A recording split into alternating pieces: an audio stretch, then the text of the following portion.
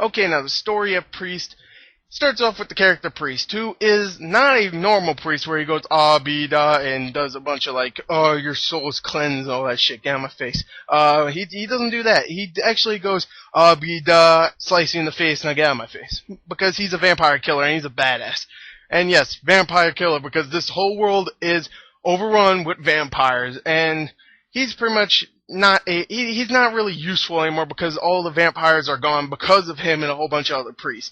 And of course, one day vampires come back for some reason, not gonna spoil it, and they come and kidnapped his cousin. He goes out to go and save her from these vampires with the help of a sheriff and another priestess, I'm sorry. And that's really the story of Priest. He goes out, he tries to save this girl, and a bunch of martial arts stuff and jumping off rocks happens. So there you go. There you go, there's the story of Priest. I'm going to give the story of Priest a 7 out of 10. It's not bad, but it's not that great. So let's go on to the acting. Okay, now the acting of the movie is actually really good. I was not expecting this, but I actually really enjoyed the acting of the movie. Of course, you have Paul Bettany who plays Priest, and I always love Paul Bettany, even though he doesn't always try to do an amazing job. He somehow does do a great job or a good job, and I always like Paul Bettany. He's a badass. He does a good job. Definitely when he beat that kid in The Secret Life of Bees. What's her name? Dakota Fanning. That was awesome. I love that. He just like slapped her or something, but still, it was awesome. Come on. You gotta watch that movie. It's a shitty movie, but watch that part. Bam! Fuck you. I don't remember it completely, but I'm pretty sure he backhanded her or punched her. I can't remember, but it was awesome. Anyway, he's great in this. I liked him. He was great in it. I liked him. Maggie Q does a really good job. She comes in as the priestess. She does a good job because she brings the emotion, and she's still badass in the movie. And she does a good job. I always liked Maggie Q in those movies. Last time I saw her was probably Die Hard 4, I think. But she, for the short time she was in that movie before she fucking died, she was good in that too. And she's good in this. I liked her in this. Cam Gigandet comes in, and he's terrible. I'm just gonna lay it right there. He's really bad actor. He tries to do a Western accent. He sounds retarded. I don't like him. He's not good in it. Lily Collins plays the girl that gets kidnapped. She's okay. She's not in it that much. She's kind of hot, so points. I guess if Cam Giglula was a chick, I guess I would probably say the same thing, but he's not. Fuck him. I don't like that guy. I really don't. Anyway.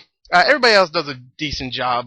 Carl Urban, of course, I forgot to talk about him. He does a good job, but he's not in the movie as much as I hoped. But when he is, he's pretty badass. Not an amazing job, but still pretty good. So anyway, the acting, I'm going to give it a 7.5 out of 10. Besides Cam, I thought everybody else did a good job. So let's go on to the action and special effects of the film. Okay, now the action and special effects. Let's talk about the special effects first. The special effects were actually surprisingly good. Again, something surprising about this movie, because when I saw the trailer, I thought they looked either crap or it looks pretty cool. In the movie, of course, you have more scenes than you saw in the trailer. Not many more, but more. And you could definitely see how the special effects definitely look a little bit better than the trailer, at least when I saw it, because the vampires in the movie look much better than they did in that trailer. I don't know why. They look much better. Maybe they had just some more time to polish the special effects, but I don't know, to me they look much better, they look okay, they look much better, but they just still look okay, not fantastic or anything. They look okay. Some of the scenery shots, the city that they're in, look really good. Some of the destruction that goes around, not like destruction as in you see shit blowing up all the time, just the remnants of buildings and stuff. It looks cool, and just the dystopian world around it where it's just all flat, like Earth pretty much, like it was just glassed. Looks pretty good. I like the special effects. Now the action, I also enjoyed the action of the film. I thought there was some set pieces here and there that were actually really cool. There's a train scene where it just pretty much rips off a Western again with a train robbery or something like that. And it plays out like a train robbery where they go and try to blow up the train. It was actually really cool. There was some hand-to-hand fight scenes between, a couple characters, I ain't gonna say.